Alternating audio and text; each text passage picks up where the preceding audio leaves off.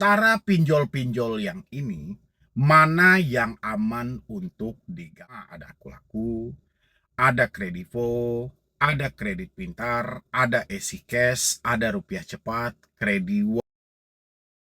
Assalamualaikum warahmatullahi wabarakatuh buat teman-temanku semuanya. Selamat sore ya buat Anda semuanya yang sudah hadir di YouTube Solusi Hutang MB. Kali ini teman-teman, ini menarik banget gitu loh. Karena banyak pertanyaan, di antara pinjol-pinjol yang ini, mana yang aman untuk digalbay? Yang pertama ada Akulaku, ada Kredivo, ada Kredit Pintar, ada Easy Cash, ada Rupiah Cepat, Krediwan, Solusiku, Samir, Uatas, Bantu Saku, Kredit Pintar, dan lain-lain gitu loh. Kira-kira mana sih yang aman untuk digalbay gitu loh, yang tidak ada DC lapangan, tidak ada resiko apapun, dan habis itu data tidak disebar, kontak darurat pun tidak dihubungi. Yuk, siapa yang pengen saya membahas hal-hal ini supaya teman-teman mendapatkan jawaban yang pasti di balik keresahan dan kecemasan yang terjadi setiap hari sampai detik ini. Isi di dalam kolom komentar siapa teman-temanku yang tertarik saya membahas ini. Oke. Buat teman-teman semuanya, sebelum saya lanjutkan untuk membahas, yang belum mensupport boleh disupport dulu ya teman-teman ya. Karena satu subscribe dari Anda, dukungan dari Anda semuanya, itu sangat berharga buat saya. Entah itu berupa like kalau Anda suka dengan video ini, atau Anda mensupport channel ini kalau memang Anda suka dengan channel ini menyajikan video-videonya. Silahkan dulu buat teman-teman semuanya. Oke. Mana pinjol yang aman untuk digalbay? Teman-temanku, kalian ini sebenarnya terjebak di pinjaman online atau tergabung dengan perampok online? Coba tanyain dulu ke diri teman-teman gitu loh. Kayaknya ada yang ganjil dengan pertanyaan-pertanyaan seperti itu gitu loh. Kenapa ganjil? Teman-teman mencari sesuatu, pinjol yang aman untuk digalbay tidak mempunyai resiko yang besar. Gak ada. Gak ada. Semua pinjol itu gak ada yang aman teman-teman. Mau Anda galbay, mau Anda bayar, gak ada yang aman. Kenapa tidak yang Anda yang aman? Pertama, Anda meminjam di sana sejak awal, ya, itu data-data Anda sudah Anda kirim dengan lengkap, ya, baik nomor handphone, baik itu kontak darurat, dan lain sebagainya. Biasanya, kontak darurat ini juga mereka jadikan sebagai sarana untuk promosi. Dan habis itu, ya, nomor Anda yang Anda kirimkan, data yang Anda kirimkan, itu juga dijadikan sarana untuk promosi juga nantinya. Dan pada akhirnya nanti akan banyak SMS-SMS atau WhatsApp dari pinjol ilegal yang mempromosikan produk mereka kepada diri Anda. Itu menandakan sudah tidak aman. Ya, kalau aman persi teman-teman itu mana yang mendatangi DC ke rumah? Setahu saya DC yang datang ke rumah itu semuanya aman-aman aja. Nggak ada yang nggak aman. Yang nggak aman itu teman-teman yang memikirkan. Teman-teman yang tidak mampu jujur, teman-teman yang tidak mampu terbuka, teman-teman yang tidak mampu berkata yang sebenar-benarnya, ini yang merasa tidak aman. Sejauh ini buat teman-teman semuanya ya, sejauh ini lebih aman Anda berkomunikasi dengan bill collection atau pihak ketiga daripada debt collector atau penagih hutang secara internal. Lebih nyaman Anda bertatap muka langsung dengan pihak ketiga itu daripada pihak kedua dari pinjolnya. Kenapa? Karena pihak kedua ini sering kurang ajar. Sering mencaci maki, sering menghina, bahasa-bahasa kasar, bahasa-bahasa kebun binatang. Itu selalu mereka aman digalbay. Poin aman itu tergantung dari diri Anda, teman-teman. Aman atau tidak tergantung dari diri Anda yang memikirkan. Kalau Anda memikirkan hal itu terlalu berlebihan, apapun konsepnya itu Anda tidak akan merasa aman gitu loh. Karena aman itu tergantung dari perasaan Anda. Kalau perasaan Anda setiap hari itu dihantam dengan hal-hal yang tidak jelas, mana mungkin Anda merasa aman, teman-teman.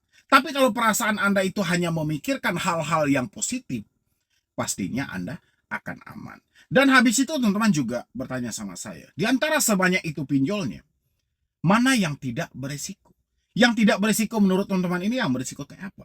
Kalau Anda lancar bayar, semuanya tidak ada beresiko. Tapi kalau Anda sudah telat bayar, ya, apalagi sampai gagal bayar, semuanya beresiko. Resiko yang tertulis namamu masuk ke dalam SLIK, Sistem Layanan Informasi Keuangan. kemungkinan besar untuk kedepannya kamu akan kesulitan dalam mengajukan pinjaman. Ya, ini resiko yang tertulis sesuai dengan POJK nomor 11 tahun 2024, berlaku sejak 31 Juli 2025. Oke, ini resikonya yang tertulis. Oke, resiko tambahannya apa? Resiko tambahannya itu kamu akan ditagih, kamu akan diteror, ya, kamu akan diintimidasi. Ini sudah hukum alam gitu loh. Walaupun OJK menyampaikan pinjol legal tidak melakukan seperti itu, tapi faktanya pinjol legal melakukan hal itu. Jadi kita kumpulkan aja, ini adalah bagian dari resiko. Kalau yang kalian bayangkan itu resiko akan terjadinya penyitaan aset, penarikan aset, atau mempenjarakan, nggak ada teman-teman. Nggak ada resiko yang seperti itu gitu loh. Itu hanya resiko yang kalian yang menciptakan gitu loh. Resiko yang tertulis ya cuma tadi, nama kamu masuk dalam skor kredit bermasalah, tercatat di dalam sistem layanan informasi keuangan. Dampaknya ke depannya Anda akan sulit untuk berhutang. Apakah slik ini akan dibasmi satu keluarga? Basmi. Di blacklist satu keluarga? Enggak, teman-teman. Ya, paling BI checking hanya berlaku kalau kalian tanda tangan suami istri, ya suami istri. Tapi kalau kalian hanya individu, kan kayak minjam pinjol kan individu itu. Cuman sendiri, kita sendiri yang verifikasi kan. Ya sudah, satu itu aja. Satu nomor nih. Oke, lain hal dengan bank. Kalau bank kan suami istri. Ya makanya suami istri yang kena blacklist. Anak tidak gitu loh. Cuman itu risikonya teman-teman. Tapi kalau teman-teman berharap pinjol yang bebas risiko, nggak ada. Kecuali Anda lancar bayar. Anda lancar bayar, tepat waktu dan segala macam. Anda ikuti. Ya, Anda ikuti mau biaya silumannya, denda silumannya, semuanya Anda ikuti gitu loh. Pinjol ini paling banyak denda silumannya. Biaya-biaya silumannya paling banyak teman-teman. Ya, uang pencetak tagihan aja itu mencapai berapa persen itu, kalian lihat lah itu semuanya gitu loh. Kalau tagihan kalian sudah terbit, ya sudah kalian lihat lah itu berapa persen itu semuanya teman-teman. Ngeri memang. Jadi buat teman-temanku semuanya, stop memikirkan pinjol yang aman di Galbay. Ya, konsepnya aman tidak aman itu tergantung kita yang menciptakan. Lebih baik hari ini apa yang bisa kita lakukan, tindakan positif apa yang bisa kita lakukan untuk menyelamatkan hidup kita buat ke depannya. Kalau misalnya kita disibukkan dengan teroran, dengan intimidasi, kita ditelepon setiap hari, kita ditakut-takuti setiap hari, ambil satu keputusan, tutup komunikasinya. Oke, ganti nomornya, hapus WhatsApp-nya, ganti emailnya. Udah, itu keputusan yang paling tepat. Untuk apa? Untuk mengatasi dirimu supaya tidak tertekan, supaya dirimu tetap selamat teman-teman semuanya gitu loh. Ya, daripada menyibukkan diri, pinjol yang aman di Galbay akhirnya tertipu dengan jasa joki-jokian, konsul-konsulan, jual-jual surat kuasa dan segala. Akhirnya kalian tertipu ke arah sana. Ya nggak sih? Dengan biayanya nggak tanggung-tanggung ya. Tadi ada yang laporin sama saya, 17%. Gila. Ngeri ya teman-teman ya. Ada yang sampai 35% juga biayanya. Waduh. Gila. Dan Anda mampu. Ini lebih gila lagi kalau memang Anda mampu teman-teman. Ya kan? Anda menyanggupi dan Anda mampu. Ya, daripada teman-teman mencari yang aman-aman kayak gitu, ya mendingan amani aja pikiranmu, amani aja cara sudut pandangmu, insya Allah semuanya akan baik-baik saja. Ya, satu-satunya risiko ya cuma BI checking tadi. Di luar dari itu nggak ada. Paling tambahannya ya tagihan detektor, penagihan. Kalau untuk soal di penjara, proses hukum, aset mau ditarik, itu nggak ada.